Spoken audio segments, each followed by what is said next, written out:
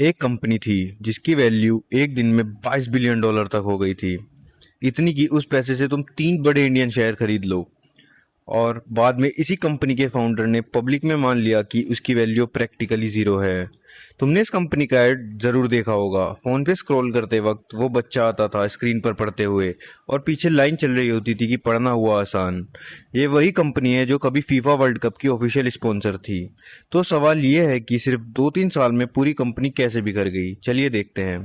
कहानी शुरू होती है केरला के एक छोटे से गांव से। बायजू रविंद्रन नाम तो सुना ही होगा। एक ऐसे घर में पैदा हुए जहां मम्मी पापा दोनों ही टीचर्स थे। पढ़ाई में बचपन से ही तेज थे। इंजीनियरिंग भी कर ली, एक शिपिंग कंपनी में अच्छी जॉब भी मिल गई। सब कुछ नॉर्मल लग रहा था, पर ऐसा नहीं था।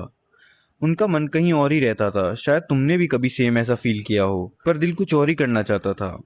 जॉब के साथ साथ वो अपने दोस्त को कॉम्पिटिटिव एग्जाम के लिए पढ़ाने लगे।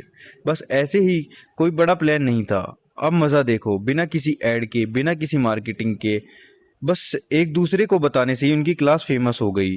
लोगों को स्टेडियम जैसी जगह बुक करनी पड़ी उनसे पढ़ने के लिए।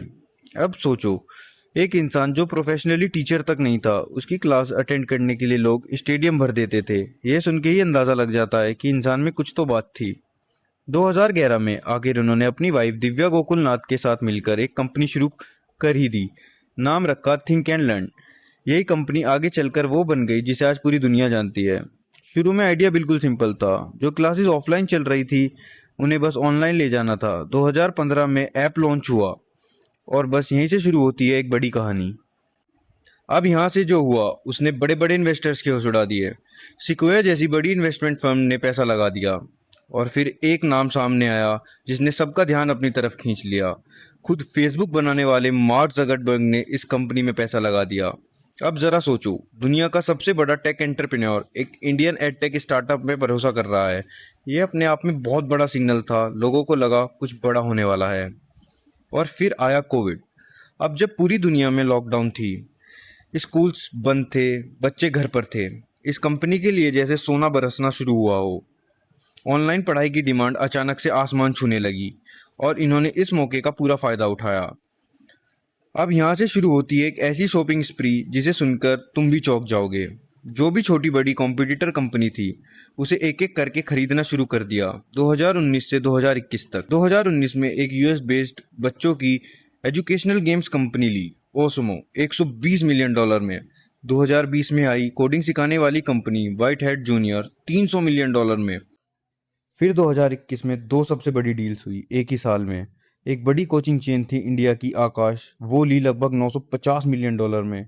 और एक यूएस बेस्ड बच्चों की रीडिंग प्लेटफॉर्म एपिकली, $500 मिलियन में। 2022 आते आते वैल्यूएशन पहुंच गई $22 बिलियन।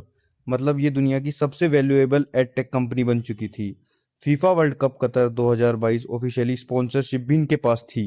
इंडियन क्रिकेट टीम की जर्सी पर भी इनका नाम दिखता था। सोच के देखो, एक छोटे से केरला गांव से निकला इंसान अब दुनिया के सबसे सक्सेसफुल स्टार्टअप फाउंडर्स में गिना जाने लगा। लेकिन यहाँ एक बात मैं तुम्हें अभी बता देता हूँ, जितनी तेजी से इमारत खड़ी हुई थी, उसकी नींव उतनी ही कमज़ोर थी। और ये कमज़ोरी बहुत जल्द सामने आने वाली थी। 2022 के एंड तक कोविड का असर कम होने लगा, स्कूल्स वापस खुलने लगे, और जो डिमांड अचानक ऑनलाइन लर्निंग की बढ़ी थी, वो अचानक से कम होने लगी। अब यहाँ से शुरू होती है असली प्रॉब्लम। ध्यान से सुनना। ग्रोथ इतनी तेजी से हुई थी, कंपनी के अंदर प्रॉपर फाइनेंशियल सिस्टम्स बने ही नहीं थे। अब यहाँ से जो हुआ वो और भी ज़्यादा ड्रामेटिक है। कंपनी के बड़े ऑडिटर फर्म डेलॉयट ने रिज़ाइन कर दिया। उसके साथ ही बोर्ड के 3 बड़े मेंबर्स भी छोड़कर चले गए। अब अगर तुम्हें फाइनेंशियल वर्ल्ड की समझ हो, तो ये पता होगा कि बड़ा ऑडिटर बीच में ही कंपनी छोड़ देता है तो ये सबसे बड़ा रेड फ्लैग माना जाता है। मतलब कहीं ना कहीं कुछ ऐसा है जिसमें वो कंफर्टेबल नहीं है कंटिन्यू करने में।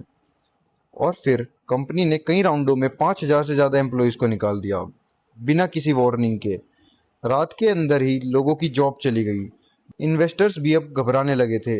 जो कंपनी कभी $22 बिलियन की थी, उसकी वैल्यू धीरे धीरे 2 बिलियन, फिर $1 बिलियन तक सिमट गई, सिर्फ कुछ ही महीनों में। अब सवाल ये है, जब पैसा इतना आ रहा था, ग्रोथ इतनी हो रही थी, तो ये सब गलत कैसे हो गया? इसका सीधा जवाब है, जिसे कहते हैं ग्रोथ एट एनी कॉस्ट का जाल। और ये जाल आगे चलकर और भी खतरनाक हो जाता है।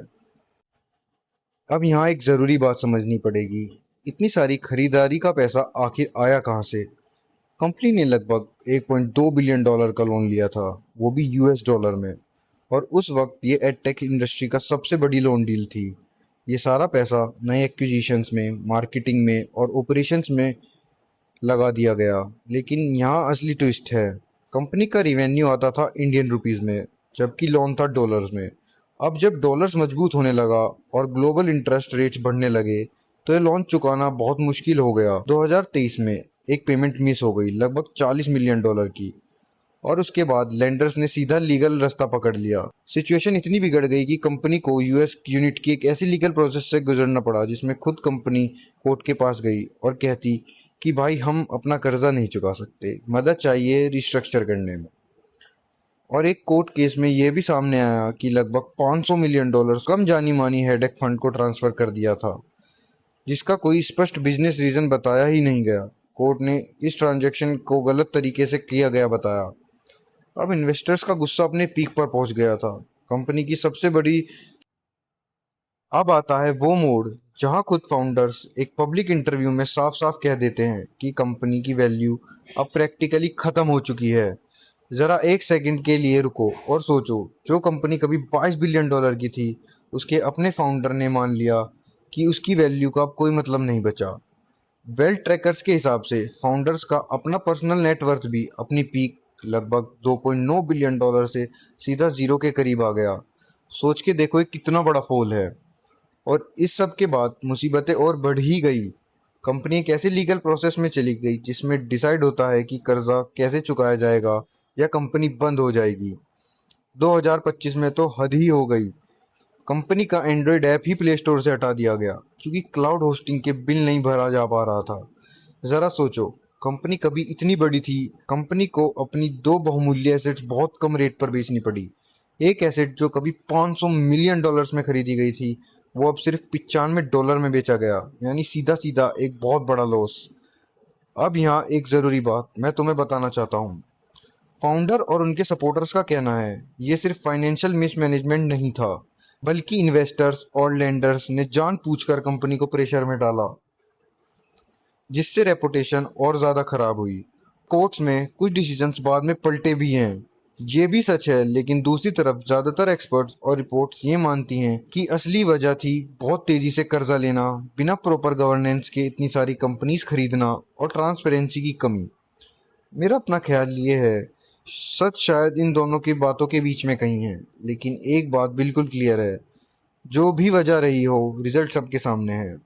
इस पूरी कहानी से आखिर हम क्या सीखते हैं? पहली बात, ग्रोथ अच्छी चीज़ है, कोई शक नहीं, लेकिन वो सस्टेनेबल होनी चाहिए।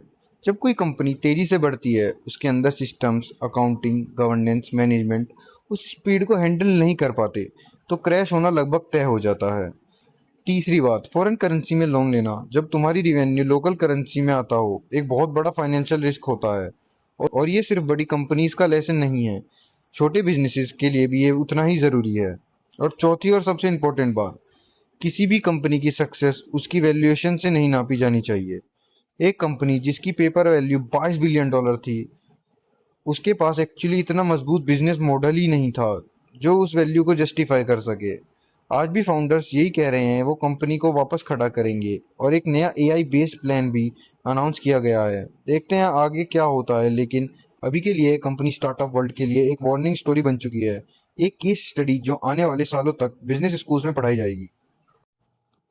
तो दोस्तों, ये थी एक टीचर के छोटे से सपने की कहानी जो दुनिया की सबसे बड़ी एडटेक कंपनी बन गई।